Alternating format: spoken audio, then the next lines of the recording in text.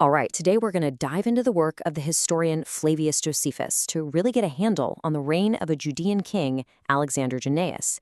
Now, this is a guy who came to power with this great reputation for being wise and, kind of moderate, but as we're about to see, the actual story of his rule was, well, anything but.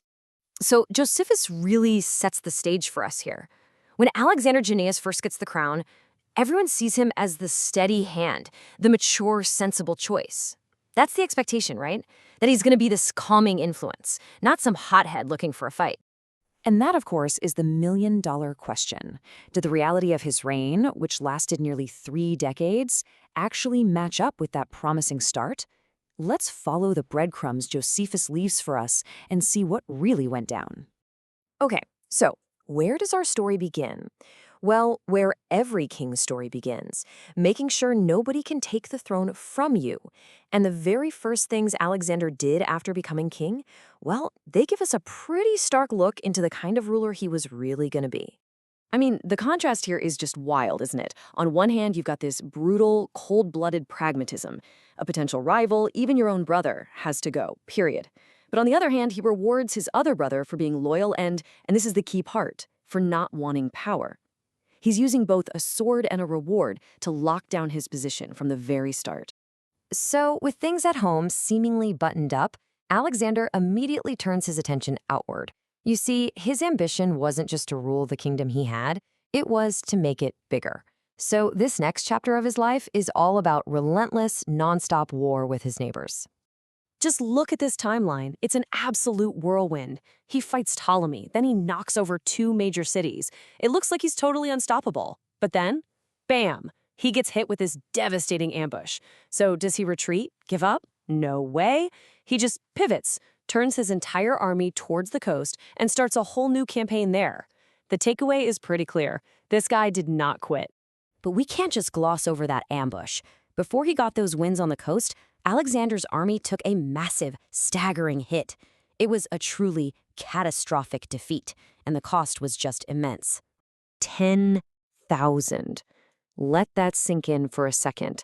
According to Josephus, that's how many Jewish soldiers were killed in that single ambush. It's an almost unimaginable loss of life, and it really just hammers home how brutal these campaigns were. And this right here tells you everything about how he responded to that disaster. He doesn't just conquer those coastal cities, he enslaves their entire populations. This act of total victory, of total retribution, would have massive consequences. Why? Because it didn't just create enemies abroad, it lit a raging fire of resentment right at home. And this is the turning point. The whole story pivots. The conflict is no longer about fighting foreign enemies, it's about a violent, bloody civil war. The very people Alexander ruled rise up against him. The moderate king is now at war with his own subjects. Josephus makes a point to highlight the timing here, which is so important.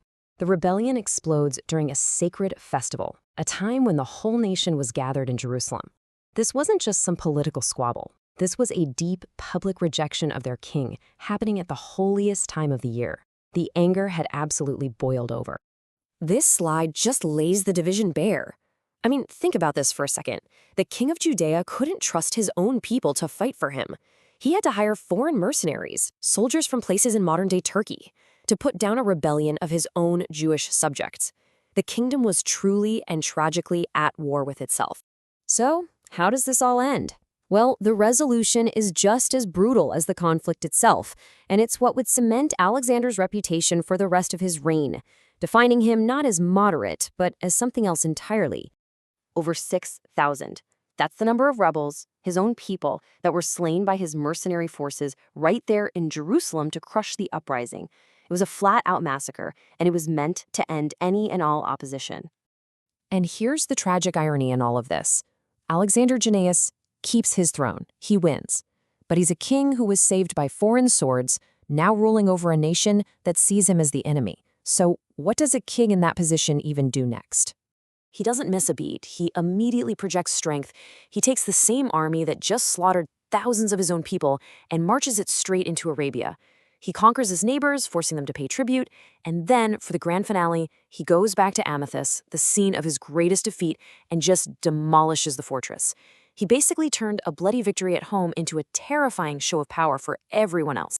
So, the man who started out with the label moderate had secured his kingdom through utter, terrifying brutality. This civil war was a massive turning point, but it wasn't the end of the story. And it leaves us with a really chilling question. How long can a kingdom possibly survive when its greatest enemy is its own king?